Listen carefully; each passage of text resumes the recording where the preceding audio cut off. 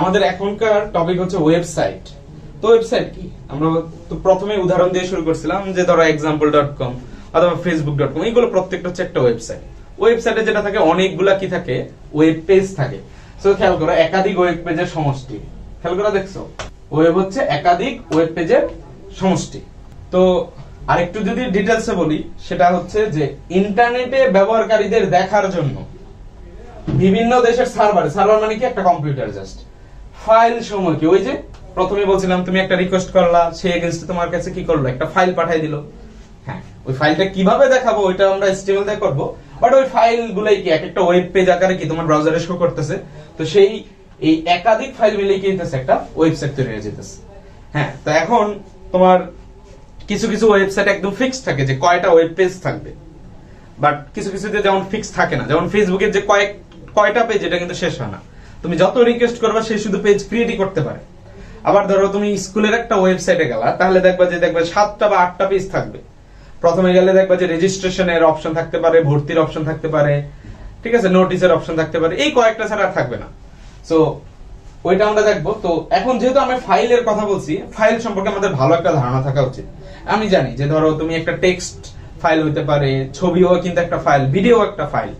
তাহলে এই ফাইলের নেচারটা আমাদের বুঝতে হবে। তো একটা ফাইল দুইটা জিনিস নিয়ে কাজ করে, সেটা হচ্ছে প্রথমটা হচ্ছে ফাইলের নাম থাকবে, আরেকটা হচ্ছে ফাইলের এক্সটেনশন থাকবে। তো আমাদের জন্য এই এক্সটেনশনটা বোঝাটা একটু ইম্পর্টেন্ট। সেজন্য আমি আজকে ফাইল টপিকটা তোমাদের কাছে নিয়ে আসছি, কারণ আমরা যখন পরবর্তীতে HTML ডকুমেন্ট তৈরি করব, প্রজেক্ট তৈরি করার আগে, তখন যাতে এই কনসেপ্টটা বুঝো।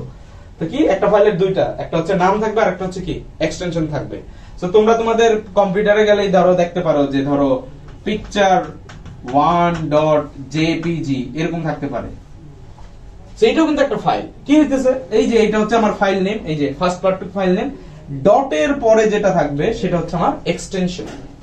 এখন এক্সটেনশনটা আমাদের বোঝা একটু গুরুত্বপূর্ণ। এক্সটেনশনটা কি? এক্সটেনশনটা হচ্ছে যেটা দেখে আমি বুঝতে পারবো যে ফাইলটা আসলে কোন ধরনের। তাহলে কয়েক ধরনের ফাইল থাকতে পারে। এর মধ্যে খেয়াল করো, যেটা হচ্ছে টেক্সট ডাটা নিয়ে কাজ করতে পারে। তো টেক্সট ডাটা নিয়ে কাজ করে কিভাবে বুঝবা, যদি তার এক্সটেনশন অর্থাৎ ফাইলের পরে সবার শেষে যদি কি থাকে ডট পিডিএফ, তাহলে বুঝবে এটা পিডিএফ। ডট পিপিটি, যেমন আমার যে এই ফাইলটা, এটা কিন্তু একটা PPT slide, PowerPoint presentation slide. Then থাকতে পারে ডট কি ডকএক্স, এটা হচ্ছে কি ডকুমেন্ট টাইপের ওয়ার্ড এর একটা ফাইল। দেন যদি আসো, সেটা হচ্ছে যে ইমেজ এবং হচ্ছে গ্রাফিক্স এরও কিছু ফাইল থাকে। যেমন যদি সবার শেষে দেখো ডট জেপিজি বা ডট জেপিইজি, দেন হচ্ছে তোমার ডট পিএনজি এবং হচ্ছে ডট জিআইএফ ফাইল। এগুলা দেখে কিন্তু আমরা বুঝতে পারবো যে এটা হচ্ছে ইমেজ অথবা গ্রাফিক্স রিলেটেড। দেন অডিও এবং ভিডিও। অডিও নিয়ে তো তোমরা জানোই যে MP3, এগুলো হচ্ছে কি অডিও সং ছিল। MP4 বলো, এখন তো আরো ভালো ভালো কি আসছে, ভার্সন চলে আসছে ফাইলের এক্সটেনশন এই অডিও ভিডিও। বাট আমরা কি, আমাদের সামারিটা এটাই যে আমরা হচ্ছে এক্সটেনশন দেখে বুঝতে পারবো যে ফাইলটা কি টাইপের। ঠিক আছে, সো একটু মাথায় রাখো, একটু পরেই এটা হচ্ছে কাজে লাগবে আমাদের।